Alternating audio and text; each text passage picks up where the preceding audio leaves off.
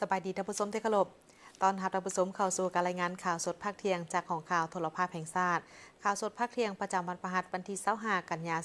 2025ผู้ทรงพลังงานสุธิพงษ์รับหน้าที่ในการนำเสนอข่าวภาคเที่ยงในมื้อนี้มีข่าวภายในข่าวต่างประเทศพร้อมด้วยข่าวกีฬามานำเสนอเริ่มด้วยข่าวกองประชุมใหญ่ผู้แทนองค์คณะพรรคนครหลวงเวียงจันทร์ครั้งที่8ไขขึ้นอย่างเป็นทางการภายใต้คำขวัญยกสูงบทบาทการนำพาขององค์คณะพรรคสร้างสติเคารพปฏิบัติกฎหมายทั่วสังคมเพิ่มความสามัคคีปองดองร่วมพัฒนานครหลวงเวียงจันทร์สร้างเศรษฐกิจเอกราชเป็นเจ้าตนเองกลายเป็นนครหลวงที่น่าอยู่ยืนยงและทันสมัย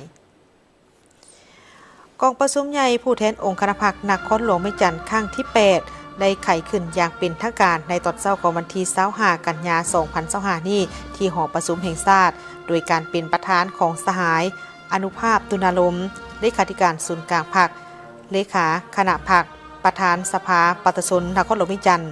โดยการให้เกียรติเข้าร่วมของสหายทองลุ้นศรีสุริตเลขาธิการใหญ่คณะบริหารงานศูนย์กลางพรรคปฏิชนปฏิบัติลาวประธานประเทศแห่งสาธารณรัฐประชาธิปไตยปฏิชนลาวมีบรรดาสหายผู้ต่างหน้าจากขันศูนย์กลางบรรดาสหายแขกและผู้แทนกองประชุมใหญ่นักปฏิบัติอาวุโสบำนาญผู้ทรงคุณวุฒินักธุรกิจนักเรียนรู้ปัญญาชนพร้อมด้วยสื่อมวลชนจากขันศูนย์กลางและขันนครหลวงเวียงจันทร์เข้าร่วมในการขึ้นกล่าวไขกองประชุมในครั้งนี้สหายอนุภาพตุลาลมก็ได้กล่าวบางตอนว่าในซุ้มปีที่ผ่านมาทั่วภาคทั่วกองทัพและทั่วปวงชนลาวบรรดาเผ่าสาวนครหลวงเวียงจันทร์พวกเขาได้ออกแข่งขันกันในการจัดตั้งพันขยายมติกองประชุมใหญ่ครั้งที่7ขององค์คณะพรรคนครหลวงเวียงจันทร์และสร้างขบวนการด้านต่างๆอย่างฟุดฟื้นเพื่อสร้างผลงานในการกำนับหับต้อนกองประชุมใหญ่ครั้งที่8ของตนผลสำเร็จที่ญาติมาได้นั่นแม้นมีความหมายสำคัญซึ่งมันได้แสดงให้เห็นว่านครหลวงเวียงจันทร์มีการเปลี่ยนแปลงและพัฒนาด้านต่างๆอย่างเด่นชัดขึ้นเป็นต้นก็แม่นนครหลวงเวียงจันทร์สามารถรักษาเสถียรภาพทางด้านการเมืองมีความสงบและมีความเป็นระเบียบเรียบร้อยทางด้านสังคมโดยพื้นฐานเศรษฐกิจวัฒนธรรมสังคมก็ได้รับการพัฒนาอย่างต่อเนื่องการผลิตและชีวิตการเป็นอยู่ของประชาชนบรรดาเผ่าก็ได้รับการสุขยู่ส่งเสริมนับมือนับตีขึ้นพวกเขาได้ดำเนินชีวิตการเมืองและปัวแปลงภายในพรรคตั้งแต่ขันหากฐานไปจนฮอดขันนครหลวงเวียงจันทร์ได้ตำหนิส่งข่าวช่วยเหลือซึ่งกันและกันด้วยจิตใจสร้างสรรค์มีความสามัคคีภายในพรรคอย่างเป็นปึกแผ่นแน่นาการดำเนินชีวิตการเมืองแม้นได้ติดพันกับการเสริมขยายประชาธิปไตยอย่างกว้างขวางอยู่ภายในพรรคและทั่วสังคมเข้าในการประกอบส่วนคำคิดคำเห็นเข้าใส่บทรายงานการเมืองและแผนพัฒนาเศรษฐกิจสังคม5 ปี2025ถึง2030และได้ทับทามบุคลากรเข้าในกองประชุมใหญ่ครั้งนี้สิ่งดังกล่าวนี้มันได้แสดงให้เห็นถึงความรับผิดชอบต่อกับชะตากรรมและอนาคตของชาวนครหลวงเวียงจันทร์ตลอดระยะของการดำเนินกองประชุมใหญ่นอกจากจะได้รับฟัง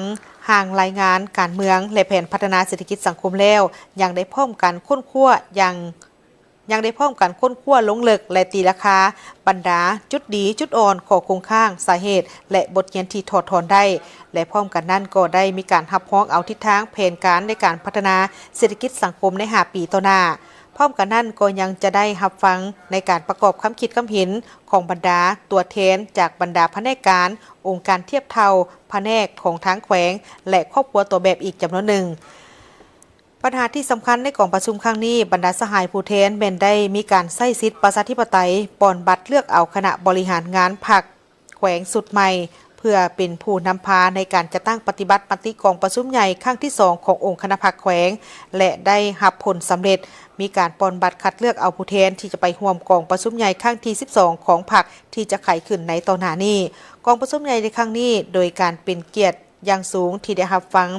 คำคิดเห็นโอล้มจากสหายทองลุ้นศรีสุริตเลขาธิการใหญ่คณะบริหารงานศูนย์กลางพรรคปฏิชนปฏิบัติลาวประธานประเทศแห่งสาธารณรัฐประชาธิปไตยปฏิชนลาวตื่มอีก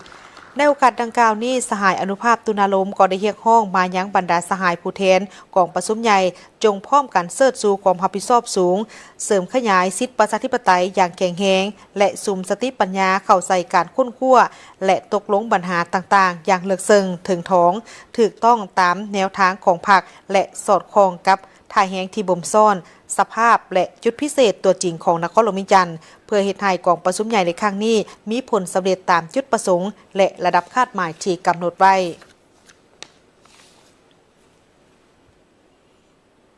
กองประชุมใหญ่ครั้งที่ 6 ขององค์คณะภาคกระทรวงวัฒนธรรมและการท่องเที่ยวได้ไขขึ้นซึ่งได้มีการสรุปตีราคาการจัดตั้งปฏิบัติหน้าที่การเมืองในระยะ5 ปีที่ผ่านมาพร้อมทั้งกำหนดทิศทางแผนการสู่สนเวียกงานของทางกระทรวงวัฒนธรรมและการท่องเที่ยวในต่อหน้ากองประชุมใหญ่ผู้แทนสมาชิกพรรคองค์คณะภาคกระทรวงวัฒนธรรมและการท่องเที่ยวครั้งที่ 6 ได้ไขขึ้นอย่างเป็นทางการในมื้อวันที่25 กันยายนนี้ที่หอวัฒนธรรมแห่งชาติโดยภายใต้การเป็นประธานของสหายนางสวนสวรรค์วิยเกตกรรมการศูนย์กลางพรรครัฐมนตรีกระทรวงวัฒนธรรมและการท่องเที่ยวโดยการเป็นเกียรติเข้าร่วมของสหายคำพันธ์พรหมทัศน์กรรมการกรมการเมืองศูนย์กลางพรรคเลขาธิการศูนย์กลางพรรคประธานคณะกรรมการศูนย์กลางพรรคพร้อมด้วยผู้แทนสมาชิกพรรคและแขกถึกเชิญเข้าร่วมกองประชุมในครั้งนี้ไม่ได้มีการพันบทรายงานการเมืองของคณะบริหารงานพรรคบทสำรวจนำพารวมของคณะบริหารงานพรรคกระทรวงและแผนพัฒนาเวียกงานของทางกระทรวงวัฒนธรรมและการท่องเที่ยวใน5 ปีต่อหน้าคัดเลือกเอาคณะบริหารงานพรรคของกระทรวงสมัยที่ 6 และคัดเลือกเอาผู้แทนสมบูรณ์สำรองเพื่อเข้าร่วมกองประชุมใหญ่ครั้งที่ 12 ของพรรครับห้องเอามติกองประชุมใหญ่ครั้งนี้ก็คือครั้งที่ 6 ที่สำคัญแม้นได้มีการรับฟังการโอ้ล้มจากการนำคันสูงตลอดระยะ5 ปีที่ผ่านมา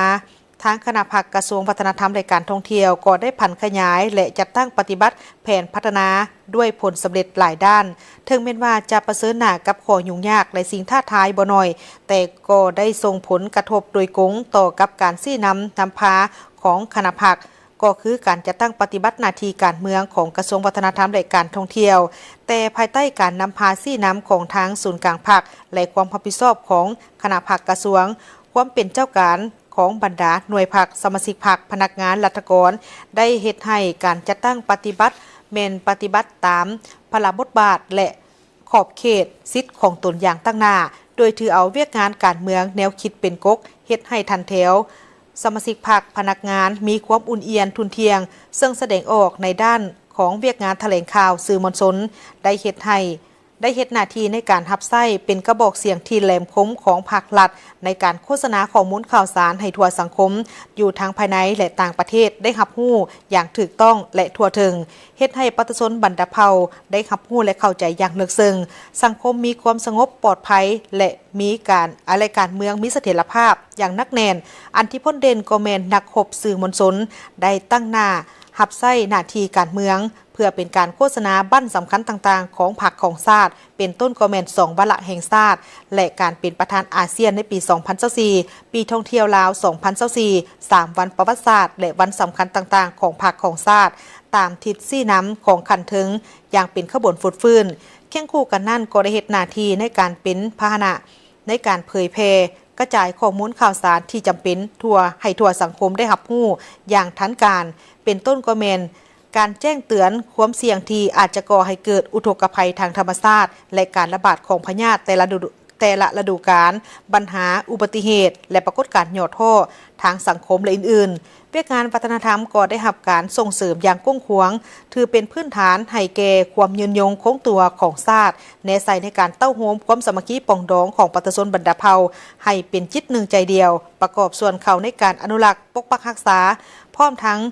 สืบทอดพร้อมทั้งเป็นการสืบสารมรดกวัฒนธรรมและฮิตของประเพณีอันดีงามของชาติให้มีความยืนยงเคียงคู่กับการพัฒนาเศรษฐกิจสังคมอย่างต่อเนื่องเวียกงานท่องเที่ยวเป็นเวียกงานอุตสาหกรรมหนึ่งที่มีการขยายตัวอย่างว่องไว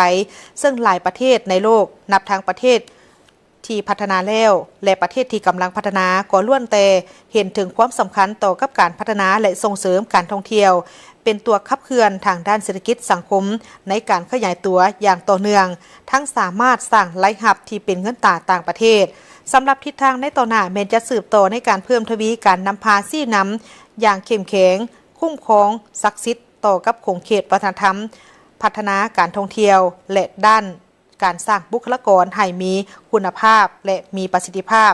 ทันสมัยว่องไวและสามารถแก้ไขปัญหายุ่งยากให้ดีขึ้นเพื่อเฮ็ดให้การปฏิบัตินั้นมีผลสำเร็จตามเป้าหมายการพัฒนาเวียกงาน ตามทิศที่ได้กำหนดไว้ในมติของประชุมใหญ่ครั้งที่ 6 ขององครักษ์กระทรวงวัฒนธรรมและการท่องเที่ยวได้วางออกภายใต้คำขวัญบุคลากรเข้มแข็งวัฒนธรรมศรีวิไลท่องเที่ยวยืนยงหันเป็นทันสมัยเทื่อละก้าวมาเบิ่งที่ข่าวกองประชุมใหญ่ผู้แทนองครักษ์กระทรวงศึกษาธิการและกีฬาครั้งที่ 10ซึ่งได้ไขขึ้นอย่างเป็นทางการในเช้าของเมื่อวันที่25กันยายนนี้โดยการให้เกียรติเข้าร่วมของสหายศาสตราจารย์ปริญญาเอกกิจแก้วไขคำพิทูลกรรมการกรมการเมืองศูนย์กลางพรรครองนายกรัฐมนตรี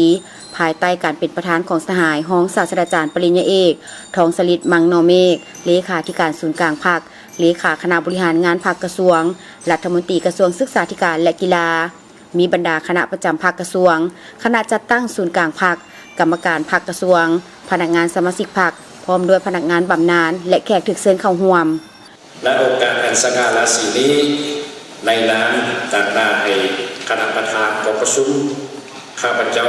ขอประกาศ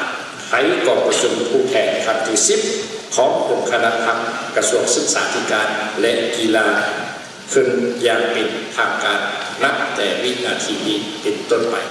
สหายรองศาสตราจารย์ปริญญาเอกทองสฤทธิ์มังนอเมฆได้มีคำเห็นกล่าวไขกองประชุมและได้ผ่านห่างบทรายงานการเมืองของคณะบริหารงานพรรคกระทรวงศึกษาธิการและกีฬาในระยะ5 ปีผ่านมาทานกล่าวว่าตลอดระยะที่ผ่านมาได้ออกแหงจัดตั้งผันขยายมติกองประชุมใหญ่ครั้งที่ 9ขององค์คณะพรรคกระทรวงก็คือระยะสร้างผลงานขบวนการขับนำหับต้อนให้แก่การดำเนินกองประชุมใหญ่ครั้งที่ 10ขององค์คณะพรรคกระทรวงศึกษาธิการและกีฬาแต่ภายใต้การนำพาชี้นำอย่างใกล้ชิดแท้ถึงของกรมการเมืองศูนย์กลางพรรคบวกกับความเป็นเจ้าการของบรรดาหากฐานพรรคทุกขั้นก็คือสมาชิกพรรคพนักงานภายในกระทรวงทุกทั่วหน้าที่เคยมีมูลเสื้อห้าวหันอดทนและมีความสามัคคีปองดองอันนักแน่นพร้อมกันออกแหงสุมใส่เหตุหน้าที่สำเร็จการเมืองของตนได้อย่างดีคณะพรรคสมาชิกพรรคพนักงานกระทรวงศึกษาธิการและกีฬาได้เสริฐสู่ความสามัคคีปองดองภายในอย่างนักแน่นพร้อมกันนั้น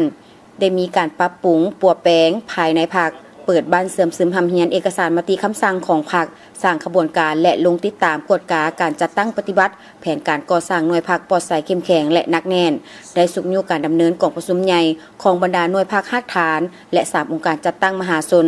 ได้สำเร็จโดยพื้นฐานติดพันกับการเสริมขยายประชาธิปไตยภายในพรรคให้มีสมาชิกพรรคได้เข้าร่วมการค้นคว้าประกอบคำคิดคำเห็น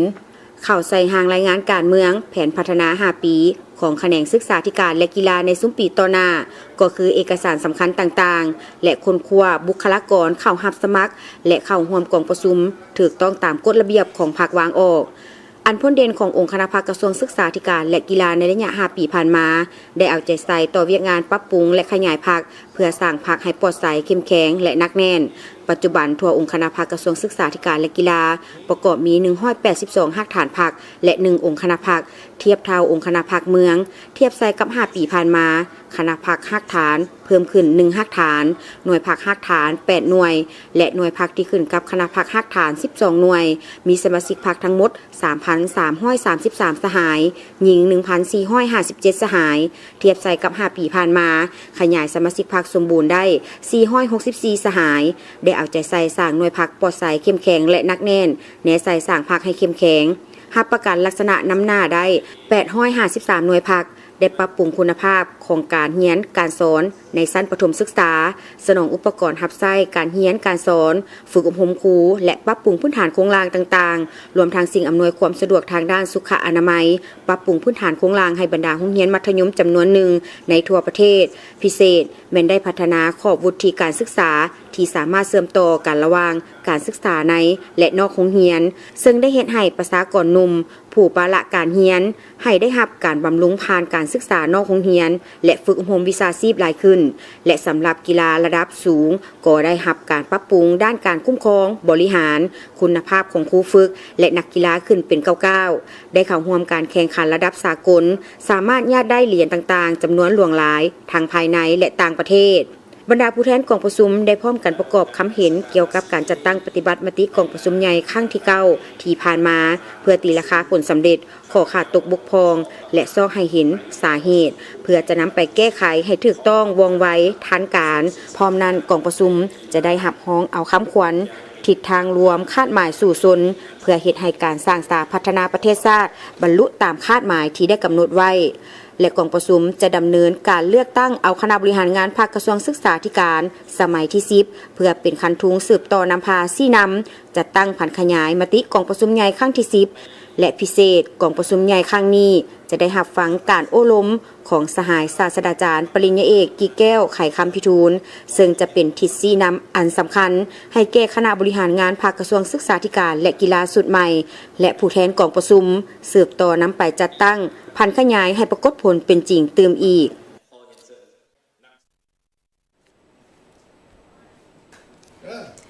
มาเบิ่งที่ข่าวทางผู้อำนวยการใหญ่ของโทรภาพแห่งชาติลาวได้เข้าเยี่ยมพบปะทางหัวหน้าศูนย์การสื่อสารสากลนันนิงเพื่อเป็นการเสริมขยายถึงการร่วมมือในโขงเขตสื่อมวลชนระหว่างอาเซียนและจีน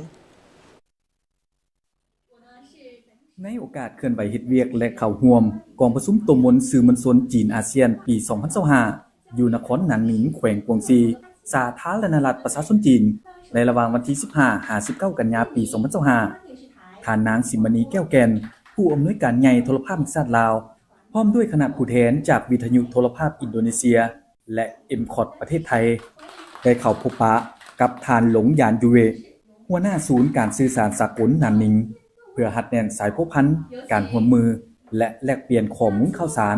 ระหว่างสื่อมวลชนบรรดาประเทศอาเซียนและจีนโอกาสดังกล่าวท่านหัวหน้าศูนย์การสื่อสารสากลหนานหนิงได้แสดงความต้อนรับอย่างอบอุ่นต่อคณะผู้แทนสื่อมวลชนอาเซียนการมาเยี่ยมยามครั้งนี้เพื่อเสริมขยายการร่วมมือแลกเปลี่ยนข้อมูลข่าวสารร่วมกันโดยได้ยกให้เห็นว่าศูนย์การสื่อสารสากลหนานหนิงมีเป้าหมายอยากร่วมมือกับบรรดาสื่อของบรรดาประเทศอาเซียนรวมมีโทรภาพแห่งชาติลาวซึ่งการร่วมมือประกอบมีการแปลและออกอากาศข่าวสารคดีรูปเงาการผลิตรายการร่วมกันและการเยี่ยมยามไปมาหาสู่กันเพื่อเป็นการแลกเปลี่ยนด้านวัฒนธรรมซึ่งกันและกันภายหลังพบปะคณะผู้แทนสื่อมวลชนอาเซียนได้เข้าร่วมชมงานมหกรรมการแสดงศิลปะเพื่อเฉลิมฉลองเทศกาลบุญไหว้พระจันทร์อยู่เวทีวิทยุโทรภาพแขวงกวงซีหัวข้อการแสดงปีนี้มีชื่อว่าแสงเดือนเพ็ญขับขึ้นมหาสมุทรซึ่งได้เอาการแสดงศิลปะวรรณคดีและรูปของประเพณีดั้งเดิมผสมผสานศิลปะวรรณคดีสมัยใหม่ของจีนโดยเฉพาะแมนวัฒนธรรมของนครหนานหนิงแขวงกวงซีสาธารณรัฐประชาชนจีนข่าวพักนี้ขอขอบใจกับทั้งกรมสื่อสารกระทรวงป้องกันความสงบที่ได้สนองอุปกรณ์การสื่อสารเข้าในการออกอากาศข่าวสดให้กับทางโทรภาพแห่งชาติจากนี้ไปนั้นจะพักก่อนและหลังจากนั้นกลับมารับชมการรายงานข่าวต่างประเทศพร้อมด้วยข่าวกีฬา